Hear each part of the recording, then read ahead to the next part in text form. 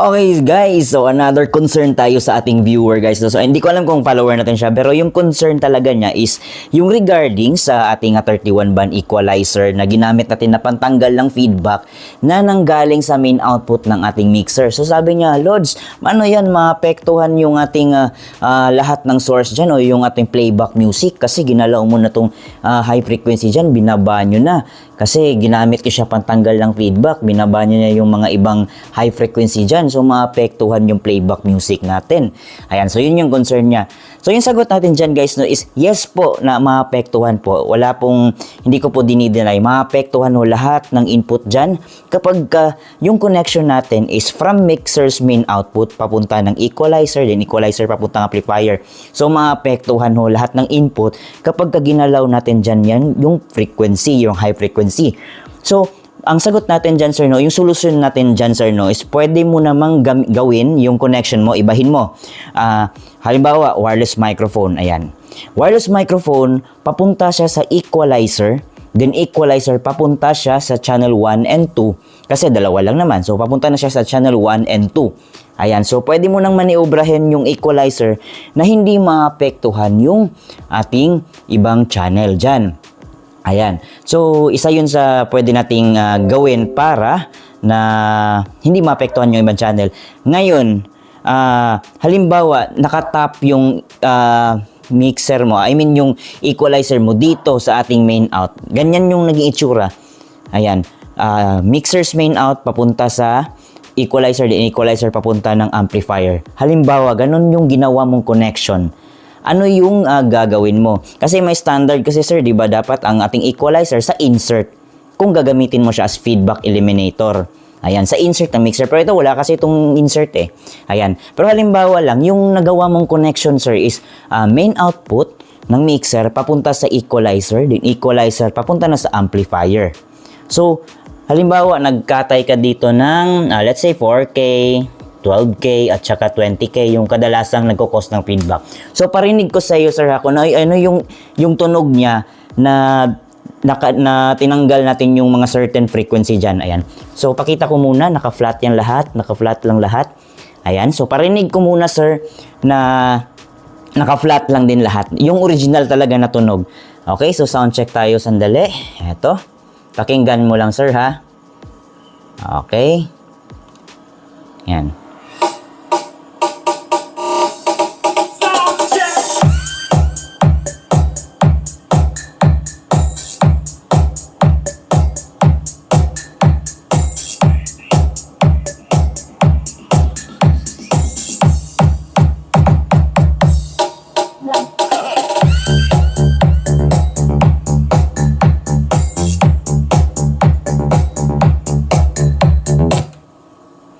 Okay, so yun yung tunog niya sir no na hindi pa natin ginalaw. Ngayon tatanggalin natin yung let's say yung ginalaw natin dito is si 4K, si 10K or si 12K ba, tsaka si 20K. Halimbawa, yan yung nagawa nating pihit sir na nagtanggal daw kuno dahil ng feedback. Halimbawa, yan yung nangyari. So natanggal na natin yung mostly yung high frequency, di ba? 20K, 10K, 4K, sige dagdag na natin si 12K. Ayan. Ayan. So, pakinggan natin, sir, kung ano yung magiging tunog niya.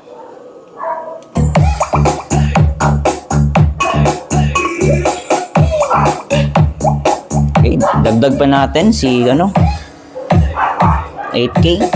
Ayan. Ang ingay ng aso. Ulitin natin, sir. Ayan, so ulitin lang natin sir kasi maingay yung aso eh. So ayan, dagdagan pa natin yung ibang high frequency. Baba natin si 16K, si 12.5K, si 8K, si 6.3K. Ayan, marami nang nakababa sir ha. Ayan, isang channel lang kasi isang speaker lang naman yung ginamit natin. Okay. Okay, patugtog tayo ulit. Ayan, naka-flat pa rin dito sir ha. Yung equalizer lang yung ginalaw natin. Ayan. So nakababa na mostly sa high frequency. So alam ko medyo ngo na yung tunog nito sir no. Medyo wala nang masyadong high frequency kasi ginalaw natin yung 31 band EQ. Pero pakinggan mo pa rin, okay?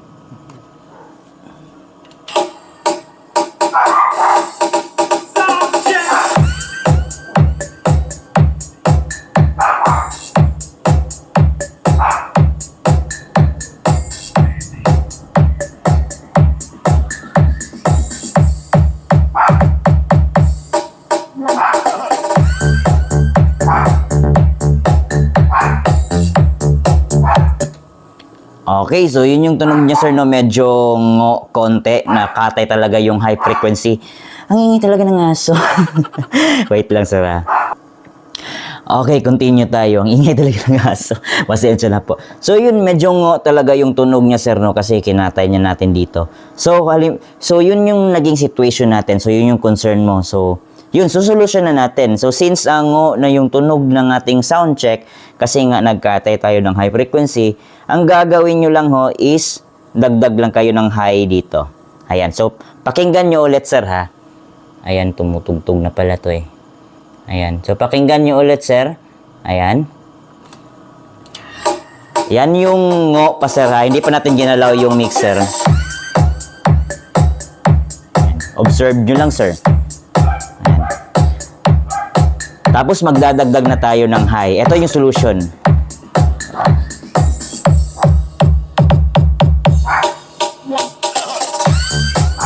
Ayan. So, meron na siyang high.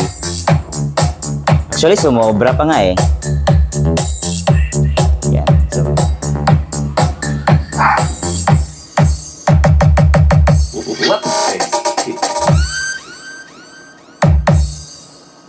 DJ Christian, the Ivan Remix.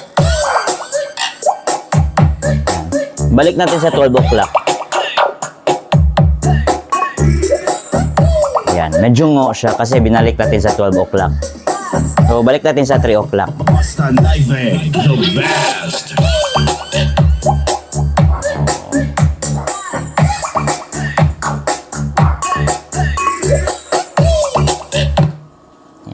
So, yun lang, sir, no? Yun yung solusyon natin kapag ka ganun yung connection mo, ha? Ayan. So, kapag ka nagkatay ka dito, nababa na yung mga high frequency. So, expect ka na mababawasan lahat ng high frequency dyan. So, ang gawin mo lang sa playback music mo, dagdag ka lang ng high. Dagdag ka lang ng high.